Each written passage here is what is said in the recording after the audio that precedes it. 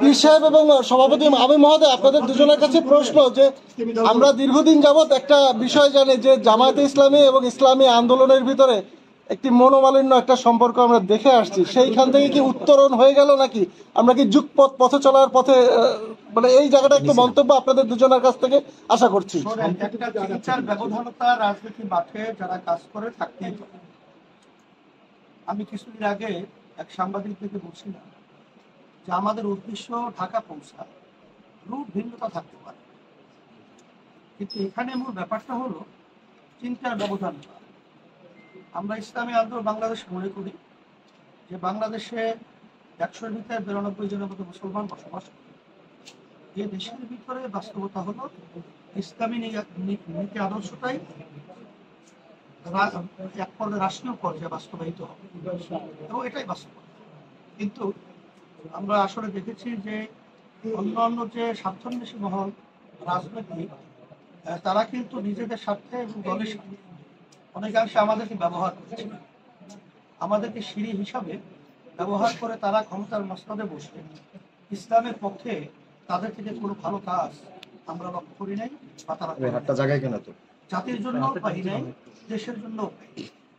আর ইসলামী আন্দোলন বাংলাদেশ আমাদের চিন্তাটা হলো যে আমরা কারো সিঁড়ি হব না, আমরা পরগাছা হব না, আমরা নিজেরাই ইসলামের পক্ষে একটা শক্তি অর্জন করব এবং ইসলামী শক্তি নিয়ে আপনার বাংলাদেশের ক্ষমতার মস্তদে এটা থাকবে, এটাই আমাদের চিন্তা ছিল। বিগত দিনে আমরা দেখেছি যে ওরা আমাদেরকে বারবার ব্যবহার করেছে, কিন্তু আমরা ব্যবহৃত হতে চাই না। এখন তো আপনারা লক্ষ্য করছেন যে বর্তমানে যে পরিবেশটা চলছে, এই পরিবেশে কিন্তু আমরা অনেকটাই কাছাকাছি চলে আসছি। আলহামদুলিল্লাহ। আমির মহোদয়ের বক্তব্য মন্তব্য। আলহামদুলিল্লাহ বলছি যে ভাই ব্যবধান থাকে না, মন্তব্য একই মন্তব্য, আলাদা কিছু।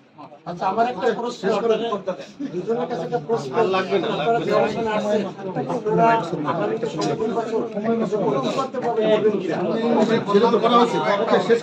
আমার মনে হয় সব প্রশ্নের উত্তর কিন্তু গরমে দুইজনের হাতে সিদ্ধ হয়ে গেছে।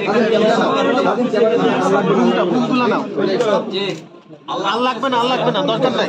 আলহামদুলিল্লাহ।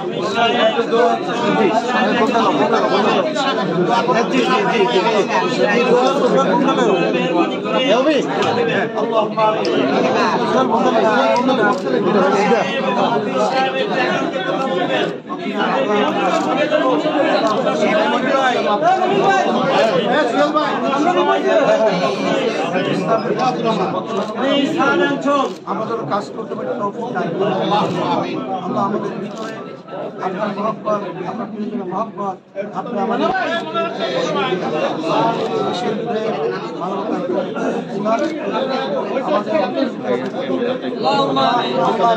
স্বার্থ দলের স্বার্থের ঊর্ধ্বে থেকে আমরা যেন ইসলামের উদ্দেশ্যে বাংলার পক্ষে কাজ করতে পারি।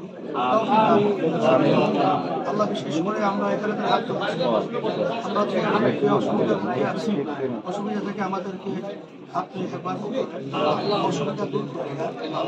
আল্লাহ আমাদের যত শত্রু স্বাধীনতা দেশের পক্ষে, মানবতার পক্ষে, ওদের নসলে হেদায়েত দান করেন। তাহলে আপনাদেরকে ধ্বংস করতে সুবহান রাব্বিকা রাব্বিল ইজ্জাতি আম্মা ইয়াসিফুন ওয়া সালামুন আলাল মুরসালিন আলহামদুলিল্লাহ।